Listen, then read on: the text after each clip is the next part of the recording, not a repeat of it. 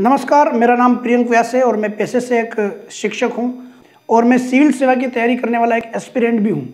कल जो है राजस्थान के अंदर बजट आने वाला है, उस विषय पर मैं अपनी राय रखने जा रहा हूं कि मुख्य रूप से जो बजट का जो केंद्र बिंदु है वो ये होना चाहिए कि रोजगार पर एक तो कार्य करना चाहिए, शिक्षा पर कार्य करना चाहिए और बजट के अंदर इतना संतुलन होना चाहिए कि वहाँ पर हम देखें सभी व्यापकता को लिए हुए संतुलित बजट के साथ यहाँ पर चाहे गरीब वर्ग हो, मध्यम वर्ग हो, सभी वर्गों को साथ में लेकर चलने वाला हो। ऐसा नहीं हो कि अमीर को अमीर बनाता चला जाए और गरीब को गरीब बनाता चला जाए, ऐसा नहीं होना चाहिए। बजट के अंदर एक ऐसा संतुलन होना चाहिए कि सभी हर वर्ग तक बराबर मात्रा में फायदा पहुँचे और निम्न तबके को ऊपर लाने का प्रयास हो। दूसरा मैं यहाँ पर कहूँगा शिक्षा पर कार्य करना चाहिए। शिक्षा में रोजगार पर भी बहुत ज़्यादा कार्य करने की आवश्यकता है। अधिक से अधिक रोजगार सृजन करने की इस समय हमको आवश्यकता है और साथ ही आर्थिक स्थिति, सामाजिक स्थिति, सांस्कृतिक स्थिति, मैं कहूँगा रोजगार की स्थिति, इन सभी चीज़ों को लेकर के बजट को एक संतुलित रूप देने की आवश्यकता है। बजट का मतलब केवल एक लोक लुभावन नहीं होना चाहिए। ऐसा नहीं कि बजट का तात्पर्य ये हो गया कि केवल वोट लेने के लिए हम बजट को प्रेरित करें, नहीं।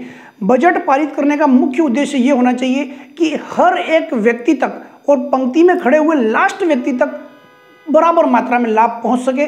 वो बजट उसके जीवन के अंदर एक ऊपर लाने वाला कार्य कर सके, उसके जीवन के अंदर एक नया उजाला ला सके, ऐसा एक बजट होना चाहिए। और जो स्वाभाविक चीज़ें हैं, जो जरूरी चीज़ें हैं, जैसे कि हम बोलते हैं पेट्रोल, डीजल वगैरह, इनके ऊपर राजस्थान सरकार को चाहिए कि अन्य जो राज्यों के अंदर टैक्स कम लगाया जा रहा है, ऐसा ही टैक्स और वैट पेट्रोल पर और डीजल पर राजस्थान में भी कम हो, इसकी घोषणा यहाँ पर इनको जरूर बजट में करनी चाहिए। और तमाम जो मध्यम वर्ग के परिवार है, क्योंकि देखिए गरीब बेचारा गरीब रह जा रहा है, अमीर तो अमीर, अमीर को कितना भी बजट आया, बजट से अमीर को कोई लेना देना नहीं है। बजट का सीधा सीधा असर यहाँ पर हो, क्योंकि गरीब के अंदर तो आप देखेंगे ध्यान से शिक्षा का अभाव है, तो उसको भी बजट से कोई लेना देना नहीं है।